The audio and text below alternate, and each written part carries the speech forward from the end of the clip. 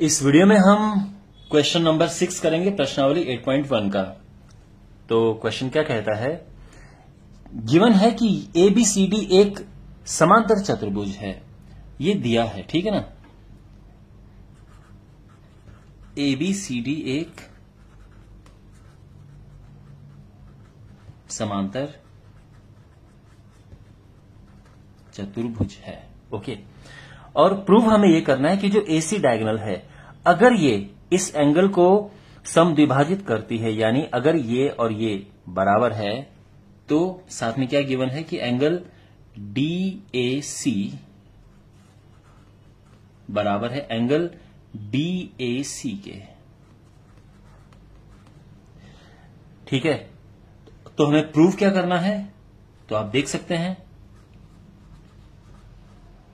पहले हमें प्रूव करना है कि अगर डायगोनल, ये जो विकर्ण है, एंगल A को समद्विभाजित करता है, तो C को भी वैसे ही समद्विभाजित करेगा। यानी हमें यह प्रूव करना है कि ये एंगल और ये एंगल बराबर होंगे, यानी DCA बराबर होगा एंगल BCA के। पहले हमें यह करना है, और दूसरा हमें प्रूव करना है कि ये एक रोम्बस है। तो रोम्बस यानी चारों साइड हमें फिर इक्वल प्रूव करनी है। एनीवे, तो सबसे पहले देखो, मैं आपको ये बताऊंगा कि क्वेश्चन को पहले हमें माइंड में सॉल्व कर लेना चाहिए। तो हम इसको माइंड में सॉल्व करेंगे। देखो, इतना तो आप जानते हैं कि समांतर चतुर्भुज में क्या होता है, जो आमने सामने की भुजाएं होती है समांतर होती हैं। तो ये और ये आपस में समांतर हैं, इसी प्रकार से ये दोनों भी आपस में समांतर हैं। ध्यान रखना, समांतर, लेकिन साथ में ये बराबर भी हैं। ये और ये बराबर है, ये और ये बराबर है। समांतर चतुर्भुज में यही होता है, ओके। तो अगर ये समांतर हैं, तो ये कोण इस कोण के बराबर होगा, जिसको हम कहते हैं एकांतर अंतः कोण। तो ये कोण और ये कोण बराबर होंगे। देखो, मैं ग्रीन पेन से इसलिए लिख रहा हूं बिकॉज इतना कुछ आपको नहीं लिखना है इस पे, ठीक है, केवल समझाने के लिए। तो ये समझो कि ये कोण और ये कोण बराबर हैं, और ये क्यों बराबर हैं, क्योंकि ये समांतर है, तो एकांतर अंतः कोण हो गए। अब आप देखिए, ये और ये बराबर है, ये और ये बराबर है, तो इसका मतलब ये दोनों भी बराबर हो गए। अब आपको बात समझ आ गई, ये दोनों बराबर हो गए। अब इसी तरह से ये कोण जो है इस कोण के बराबर होगा, ठीक। उसका रीजन ये है कि ये भी तो समांतर हैं, तो ये कोण इस कोण के बराबर है।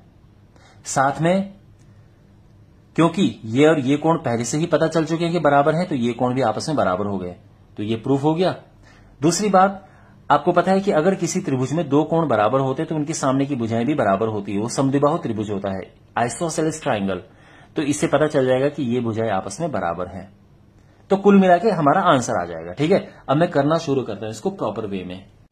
ऑलराइट, अब इसको करना शुरू करते हैं। तो यहां पे ये दोनों भुजाएं समांतर हैं, यानी AD पैरेलल है BC के। तो इससे क्या मिल जाएगा हमें, अगर ये समांतर हैं तो ये और ये बराबर होंगे, एंगल DAC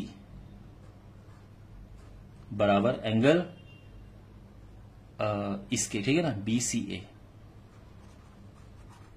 समझे ना, ये और ये बराबर होंगे, एकांतर अंतः कोण।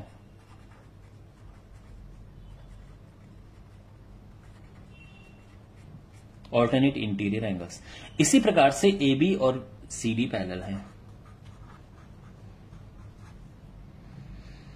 तो उससे क्या होगा, अगर ये पैरेलल हैं तो ये और ये बराबर होंगे, क्योंकि ये तिर्यक रेखा है और ये एकांतर अंतः कोण हो गए।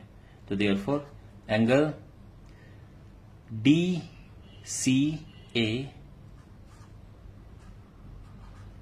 बराबर एंगल BAC।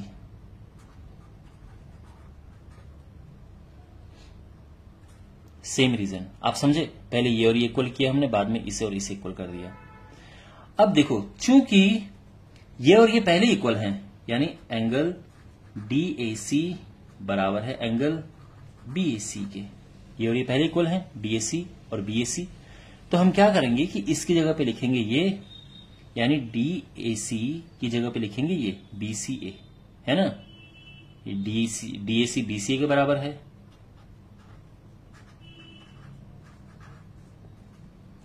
और जो BAC है वो DCA के बराबर है,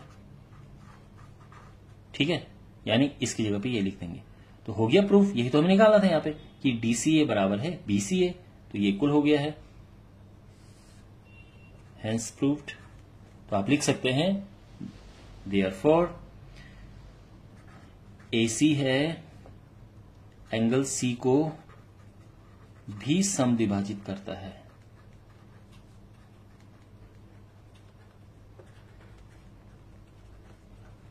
इतना क्लियर हो गया? ओके, अब यहां पर देखो, ये एंगल इसके बराबर है और ये एंगल इसके बराबर है और ये आपस में बराबर है, तो हम क्या कर सकते हैं, देखो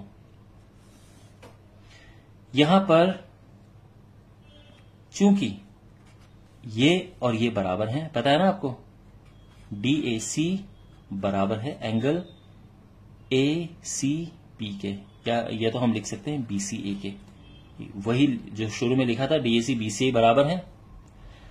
अब साथ में ये और ये भी तो बराबर हैं, BAC, ठीक है ना, DAC बराबर BAC। ये अब ये DAC ये भी है और DAC ये भी है, तो इनको आपस में बराबर लिख सकते हैं, यानी ये और ये बराबर हो गए हैं। इससे क्या होगा कि जो त्रिभुज ये है ABC एक समद्विबाहु त्रिभुज हो जाएगा।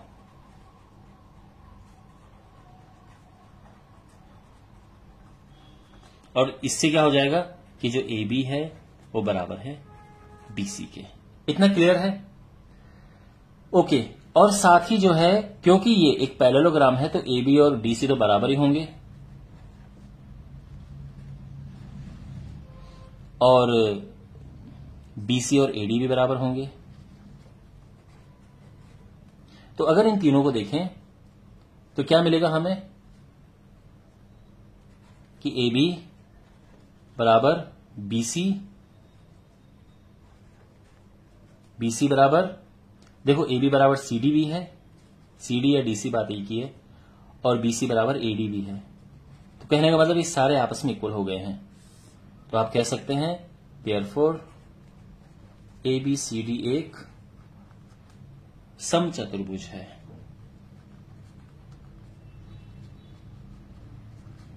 आई होप आपको समझ आया होगा। ठीक है, थोड़ा कॉन्सेंट्रेट होकर समझने की जरूरत है बड़ा आसान, but just you need to concentrate. Well, thanks for watching, मिलते हैं अगले वीडियो में।